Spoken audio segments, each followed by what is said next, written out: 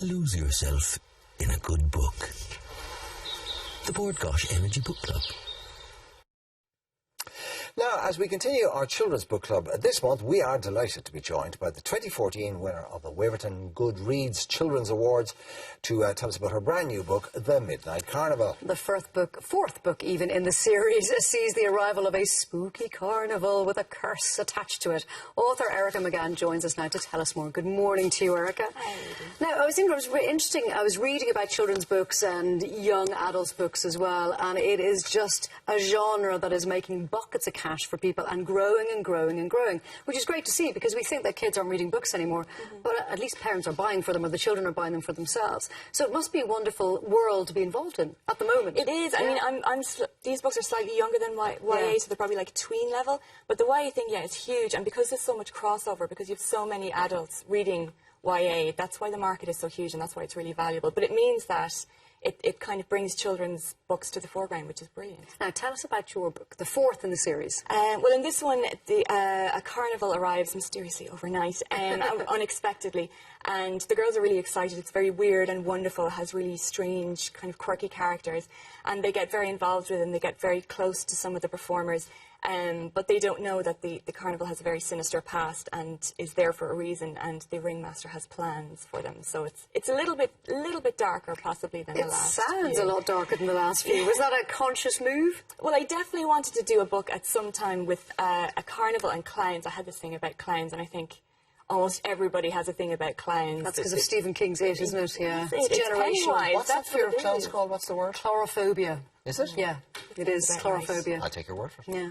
I think everybody has a little bit. I think, possibly because of Pennywise and It. We all have a little bit. It was like the Jaws generation, then the Stephen King It generation, yeah. It was horrible. And in this, I wanted to have I kind of saw the carnival as a 1930s Dust Bowl America kind of, that old style carnival with very kind of unusual looking people with freak show with strange abilities and that kind of thing. And I had this silent troupe of clowns, and I had them silent because I felt there was a creepiness in the fact that they never spoke and they never addressed anybody. They were just there. Silent clowns. So, yes. That's freaking me out. Yeah, I really enjoyed writing. I actually I think it got some of my clown fear out, which was really good. Yeah, seriously, did you have anything about clowns? No, it's not a massive thing, but it's definitely, I don't like them. A gang of silent clowns is pretty freaky. Yeah, and they definitely have But there is something macabre about that whole carnival vibe, that freak show thing. There is a dark edge to it. Nothing is as it seems. People are other than they would present. There, and it's been used throughout literature and films and photography and everything for, decades. Exactly, because of the scope of it. Because you generally, in those places, you had people coming from all over the world kind of mashed into this one place. And there was always the hint of the supernatural. There was always a hint of witchcraft or wizardry or sorcery, because you had fortune tellers and that kind of thing. So, it lends itself well to kind of a whole scope of which stories. teens are going to lap up with a spoon. Yeah. I love your biog. Erica McGann grew up in Drogheda, County Louth, now lives in Dublin. She has a respectable job, very normal friends, and very rarely dabbles in witchcraft these days. I don't have the respectable job anymore. I'm now full. For the first time writing full time this year. Congratulations, that's a big step. Thank you. It is. Well, I hope I keep it up, but it's been fantastic. I was going to ask you about the Drogheda bit, because Mr. Landy's from Drogheda, and I'm just wondering, is there something in the water up there that makes you... I'm starting to think there possibly is. There's a darkness to Drogheda. Yeah. There is. Because my brother's a writer as well, so there's definitely a kind of a clump of us coming from that general area, yeah. And Derek Landy's serving us well, I think. He's a good representative. He is serving Ireland. His later series is called The Demon Road, and yours is The Demon Notebook. It's close, isn't it? Who are your readers, Erica? Is it mainly girls? I was wondering. I thought it would be mainly girls because the protagonists are mainly girls. That's what I would have thought.